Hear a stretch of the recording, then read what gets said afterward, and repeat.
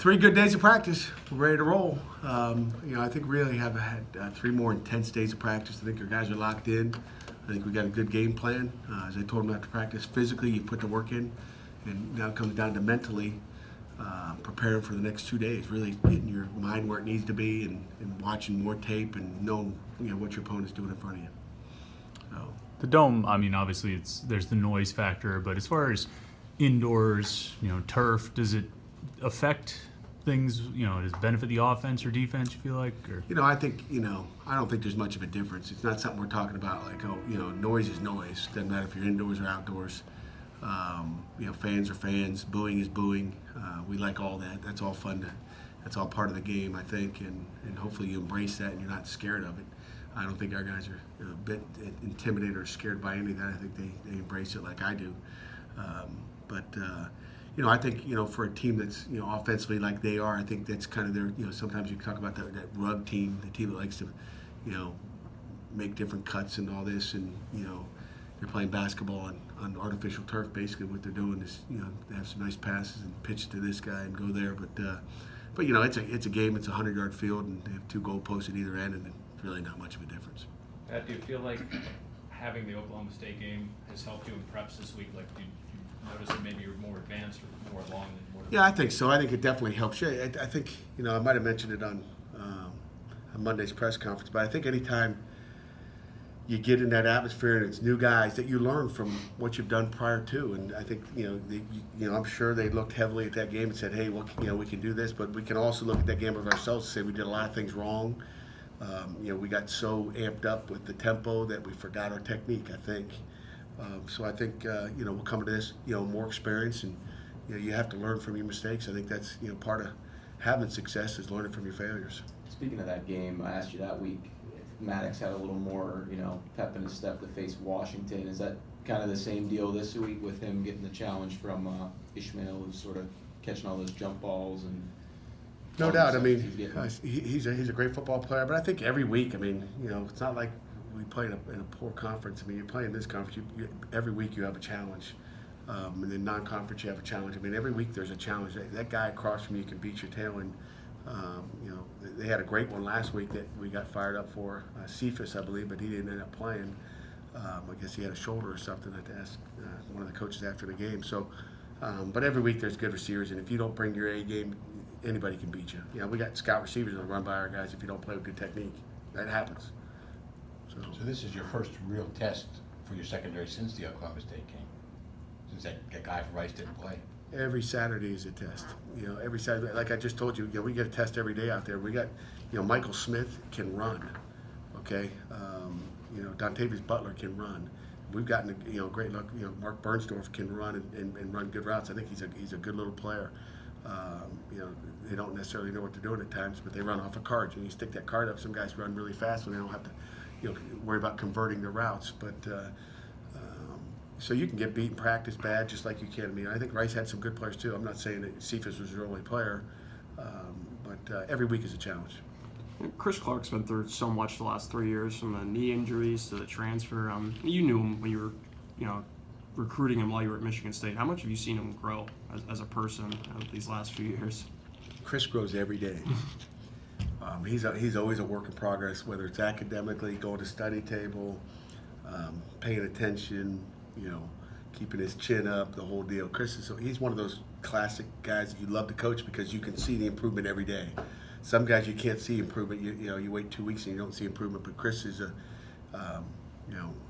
guy with a lot of ability that sometimes forgets the details. But and he'll just run. He's like Forrest Gump. He'll just keep running and running and running, and never stop and forget that he got to look back for the ball. But he's a great kid. We love him, and he's showed progress every game, every week. I think. Every day. I mean, guys always celebrate when guys score a touchdown, but it seemed like I don't know, was there a little more excitement? It seemed like the other guys got a little more excited to see him finally get in the end zone. I don't know. Play. I mean, it's hard to score touchdowns. I mean, I'm just glad he caught a ball one time. He was looking. But they know Chris is one of those guys that gets frustrated, and if things don't go right, he's a very emotional guy. So I think they were happy for him to get his first catch because he'd whine about, man, I don't catch a ball, I can't catch. He dropped the ball. I think early in the year, and he didn't, he texted me and said, Coach, maybe I can't play at this level. I'm like, what are you talking about? But that's how he is. He's his biggest critic. But I think the guys are happy for him because he lives for success, and when you don't get it, he's a guy that that wants it and needs it, and so I think the guys were probably, I didn't really notice that they were happier for him, but wish his route was a little deeper. He cut his route short too on his TD. He committed to Syracuse at one time, right? Yeah, for a minute. He was committed a lot of places. How tough can the recruiting process be for a guy like that? I mean, he was so highly recruited. You get all the social media stuff. As a coach, I mean, what's it like seeing I want to kill him. these when I kids was at getting Michigan pulled? State. I want to kill him. He came to Michigan State for a visit, and we spent, every minute with him and his mom and dad. Great people. Spent every minute. We showed him everything. He loved it when he left. And then by noon the next day, he was committed to Michigan. I was like, so that's how it goes. That's a fact. So. You have to read kids, right? I mean, because it's not a poor reflection on them. It's an exciting process. Coaches roll out the red carpet. Kids get caught up in that stuff. You have to try and read that, right? So you're not. It's hard to read. It's hard to read a lot of things. How impressed have you been with Sean Tez as you guys have given him more work and even ahead of Quadri in the backfield recently? Some days you're impressed and some days you're not. He had a great catch and run. He didn't really tuck the ball much, but we haven't run the ball like we need to. He caught that, and again, that was not a designated wheel route. That was a convert. He did a great job in a scramble drill where if you're short, you go deep. If you're deep, you come short, and he did a great job. That was the best thing he did, but his route prior to that wasn't great, but he did finish the right way. It was a heck of a catch, and it was a great throw by Max, not giving up on him, and he didn't give up. Has he been doing enough to sort of remain that number one guy in the backfield mix? We'll find out Saturday, huh? It's been okay. We got some, Quadri's a good player. A.J. Davis continues to get better every week, and he's been impressive. So we'll see. Pat, when it comes to your Remember I said that. Okay. when it comes to your secondary, you're going to have Avante and Jordan, who you didn't have when you played them last year, Yeah. and Dane Jackson was playing his first game. DeMar Hamlin, Didn't play. Didn't Demar play. didn't play. Ryan No. Lewis got hurt. not just having those guys that you didn't have, but how much of a factor is having guys with experience back there when you talked Monday about the cat and mouse game, when you see things, and how much easier is it for you as a coach on the sideline to make adjustments when you have a guy that has a lot of experience in there? It's a lot easier. And I won't get into details, but it's a lot easier when you got guys that know how to adjust to different stuff. And there's some guys you just don't even change. You just got to keep it the same, otherwise it could get worse. And it can always get worse. We tell our guys that all the time. We can make adjustments and make it worse, but you need guys that know what they're doing to make adjustments. That's critical. Is it safe to assume you found your old pal Scott Schaefer in your phone this week and had a little conversation? Yeah, I haven't talked to Scott. He's the D coordinator. Where's he at? Memphis. Yeah, Middle Tennessee. they beat Syracuse. No, I have not. I have not They talked beat to him. Syracuse. You know that.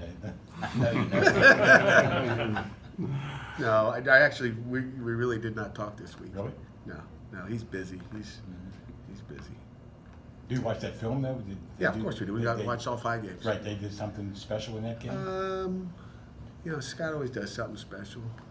Scott's a good football coach. It was up in the dome, and there was a lot of drop balls that day. Put it that way.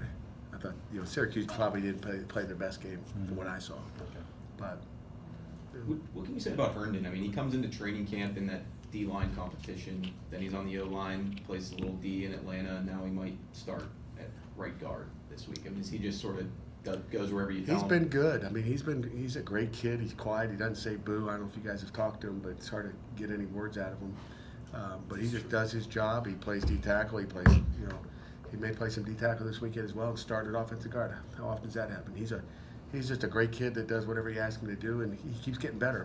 He had been away from the O-line for an entire year, and he just keeps getting a little bit better every week. He probably doesn't complain very much either about.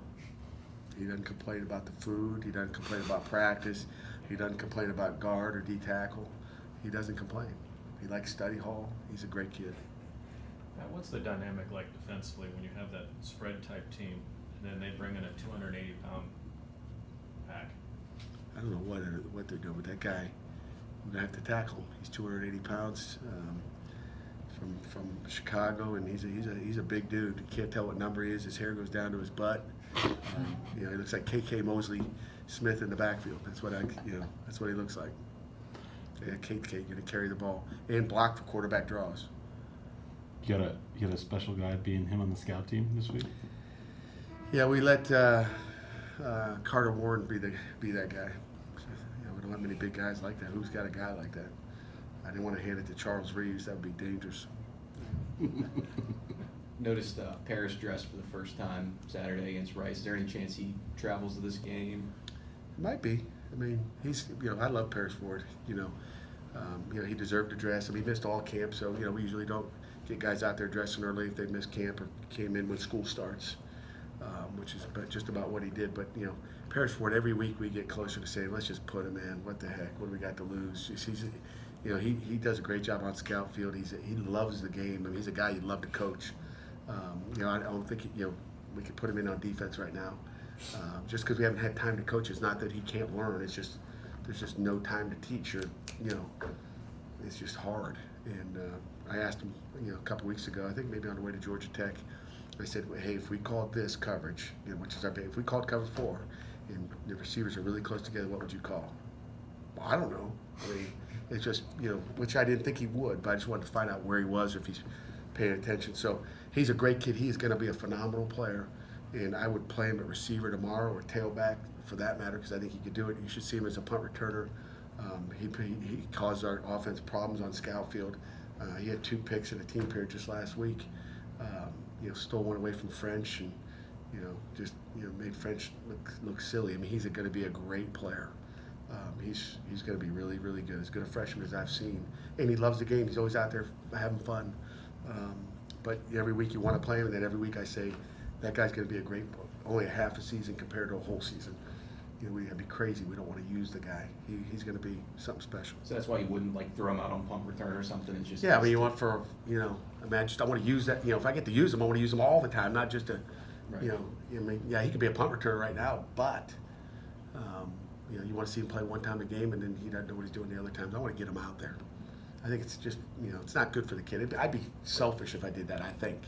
If it was my son, you don't want to waste a kid's red shirt for a few plays a game. And sometimes I feel that way with Tyler Sear and A.J. Davis, that we've played him and we're not playing him enough. And I don't like doing that. And the fewer kids that we can do that with, for their benefit, not for ours. If I play him for punt return, that'd be great. That's for my benefit. It's not about me. It's about the team and about those kids and their careers too. You got an okay punt returner. And he's okay too. If we didn't have a punt returner, that might be, but when we'd slowly get him into there. But he could help us he could run down on kickoff and he could play in all special teams. But it's not like we're dying to have guys do that. We don't need that right now, but we could use another wideout,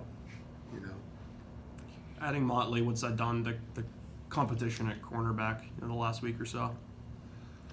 It gives us depth, which we didn't have a year ago when we played these guys, so I think it really helps us. I don't know if it's done much for the competition because he's a good player, and I see Felipe as a starter anyway.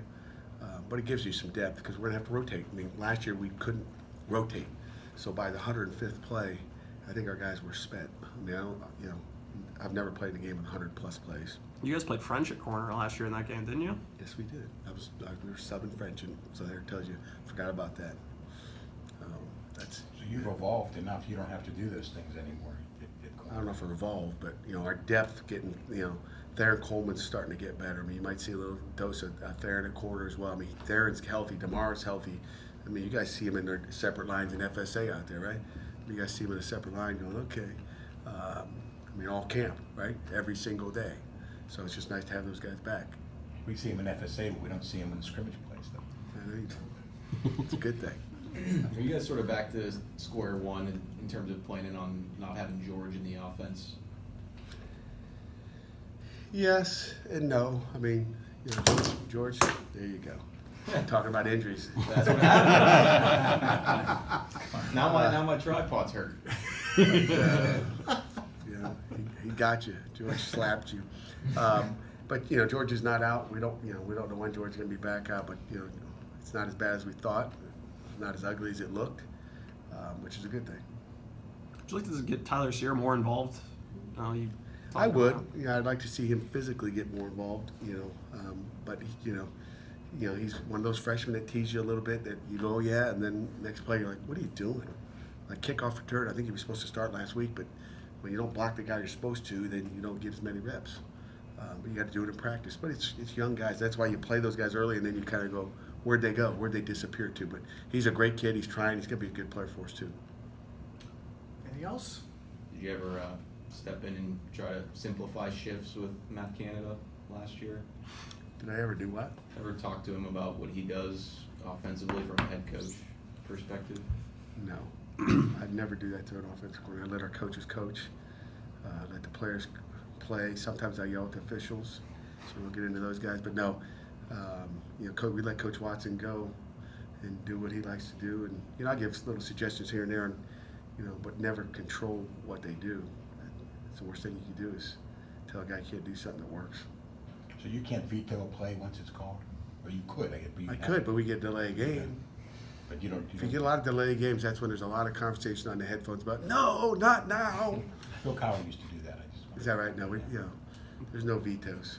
I might just kind of go like this, but not again. Brace for what's happening. Yeah, on both sides of the ball, you kind of always, like, I wouldn't have called that, but go ahead. But it's everybody's got their opinions, right? You guys all got your opinion. Trump's got his opinion. We can all be, armchair quarterbacks and armchair policemen. Okay, Coach, thank you.